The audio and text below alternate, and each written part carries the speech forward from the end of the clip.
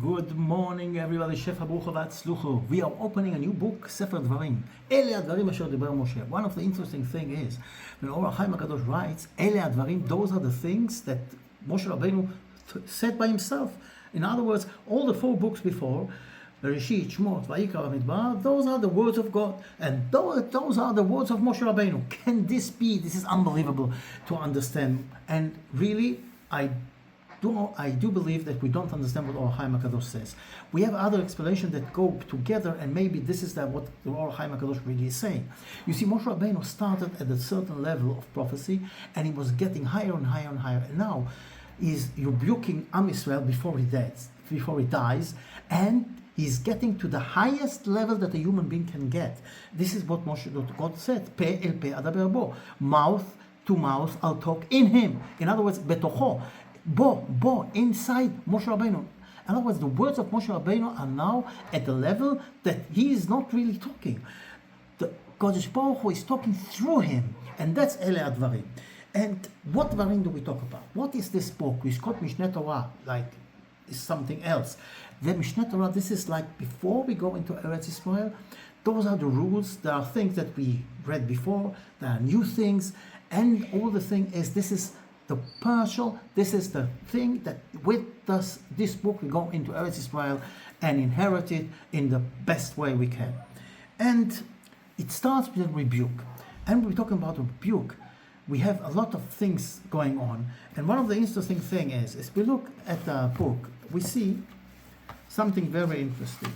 אלה הדברים, אשר דיבר משה אל כל ישראל, אל כל ישראל. He's talking to everybody. There's nobody's going to get an excuse, I didn't hear, or I had something to say and I didn't say. No, everybody was there.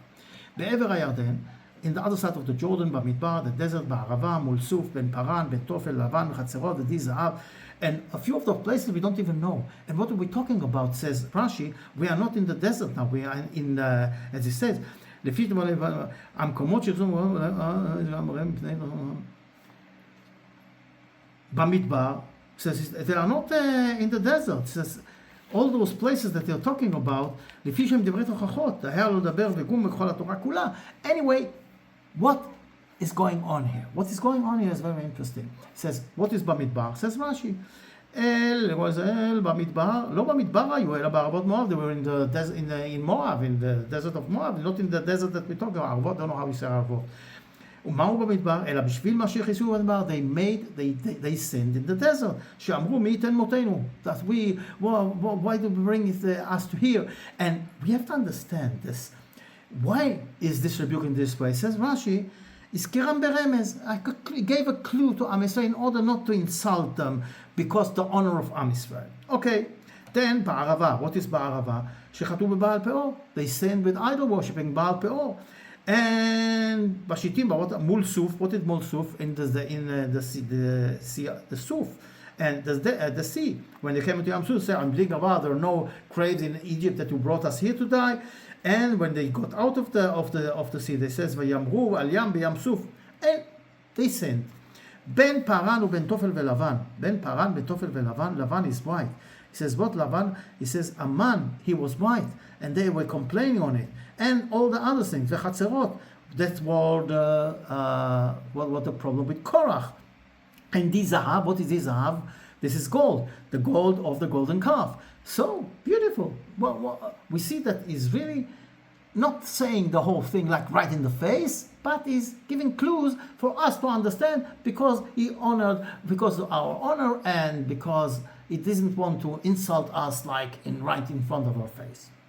The problem is that it's being changed later on, because when we go on, and I'm not going on to read everything, but we're talking about getting into Eretz Yisrael. We all know the story with the Meraglim. And then, 1 minute. Vatikravon Rayon, you all came to me and you will send people to see the land. And they check it and go and dig in it and see what cities are. Vaitav and says, okay. And I took 12 people of you, and they came and they spied the land.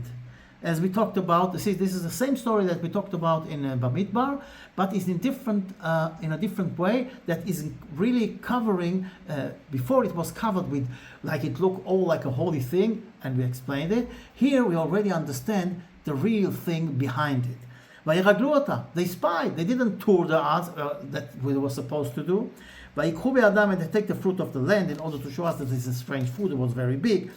And they didn't want to go into Eretz Israel. And you go against God. And you sit in your tents. In the hatred of God, He took us out of Egypt. Wow! This is a rebuke. Wow, a rebuke, and a very hard rebuke, right in front of the face. And talking about, like, this was the night of Tisha B'Av. This is when all started. You were crying in your tents. Besinat Hashem, talking about God that loves us so much and telling you that He hates us? How dare you? How could you do this?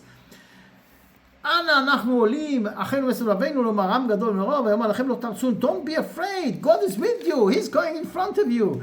And you saw what He did, all the miracles He did you in the desert. How dare you? How can you do something like this? But you don't believe in God when He can't get with all the miracles He did for you?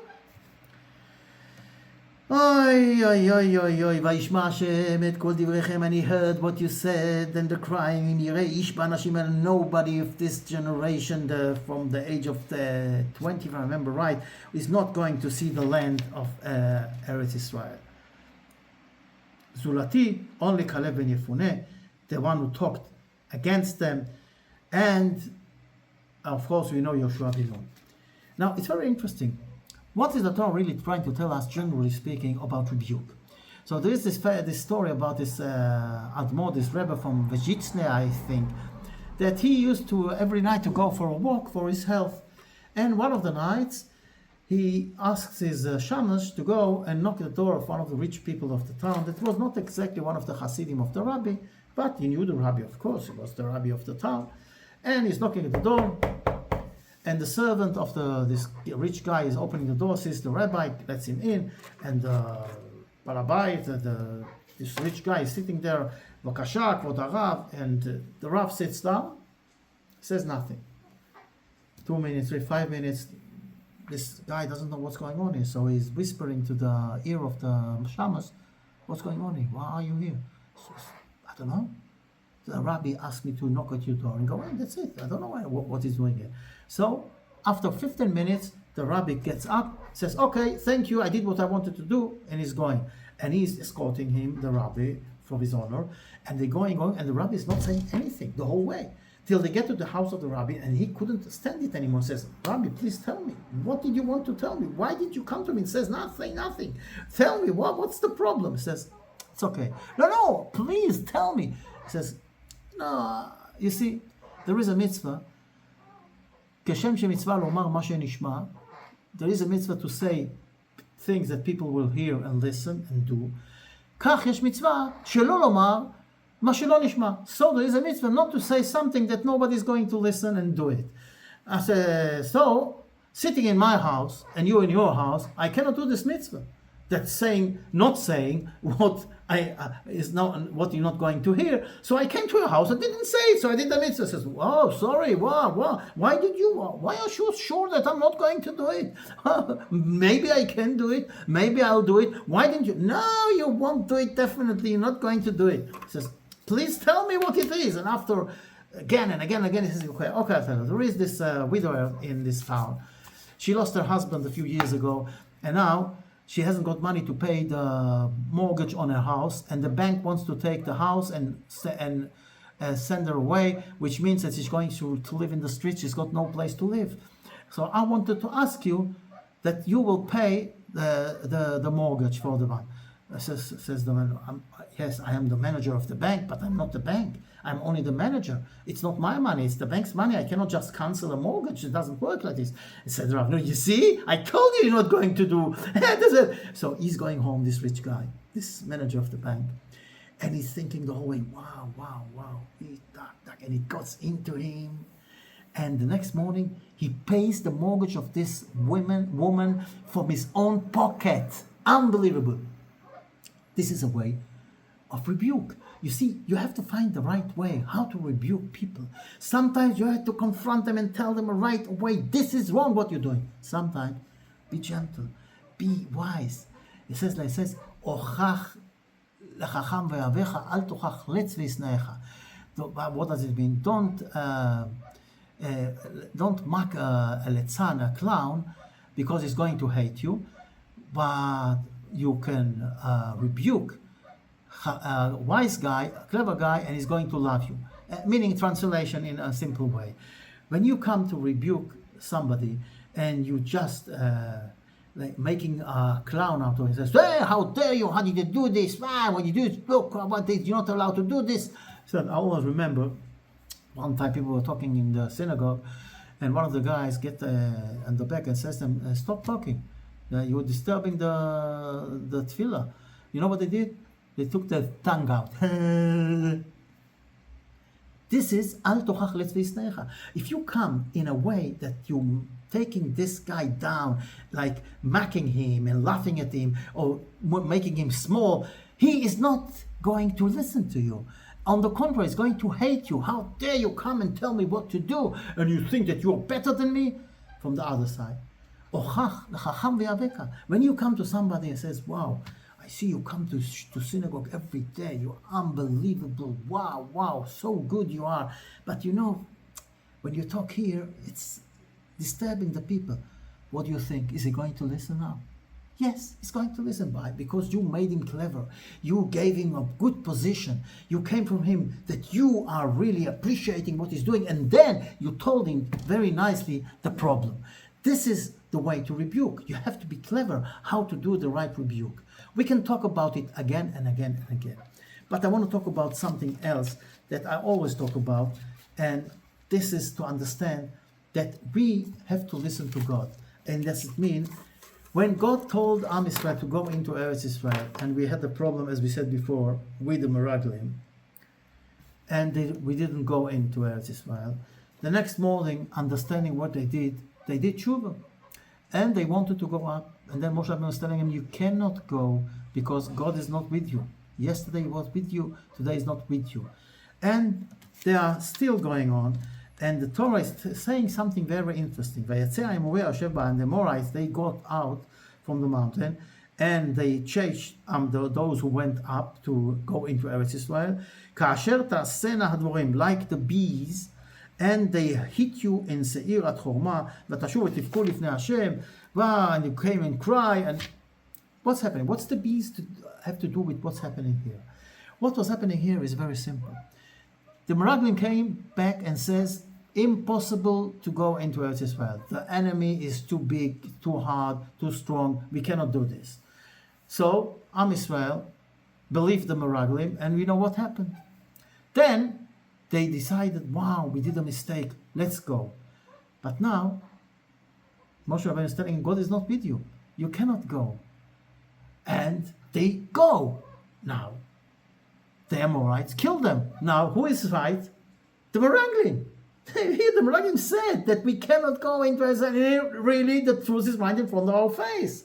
But then they see something amazing. What happens to a bee when it stings somebody? It dies. Yes, it dies. It stings you and it dies. And that's what happened to the Amorites. Anybody who touched a Jew, few minutes later he was dead. He was killed by God. Unbelievable. So Am Yisrael, so you have to go with God. And when God tells you not to go, you don't go in. And if you go in, you will be killed. But if you think for a minute that it shows that the Meraglim were right, no, because everybody who touches a Jew is dying.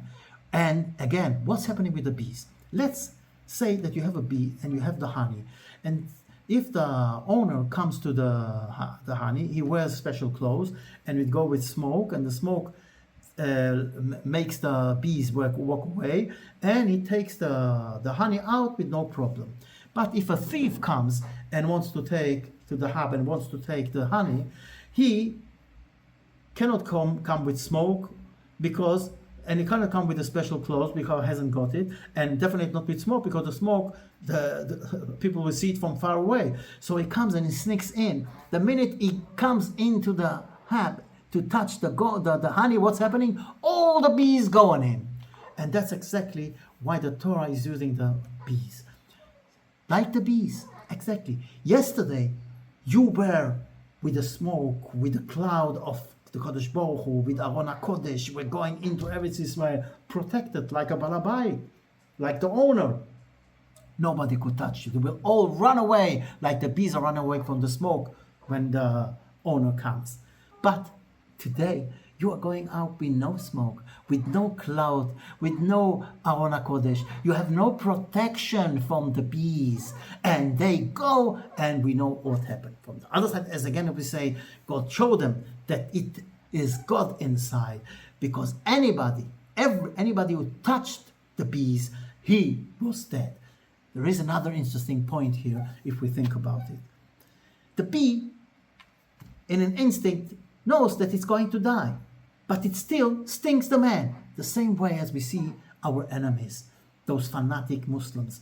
They don't care about dying. They want to kill Jews, even if it costs them their life. They have the shahidim, they're going to kill themselves, but they want to kill Jews, and they don't care if they are being killed by themselves. So look how much we can learn from the bees. And as we said, there is a way, and this is the way of God. Ele advarim. We have to take the rebuke of Moshe Rabbeinu to us, the giving to us, the hidden rebuke, and the other rebuke, the straight rebuke, and go in the right way. And then we will be protected by God and conquer all our enemies to the Geulah Shlema b'mehera b'yameinu Amen.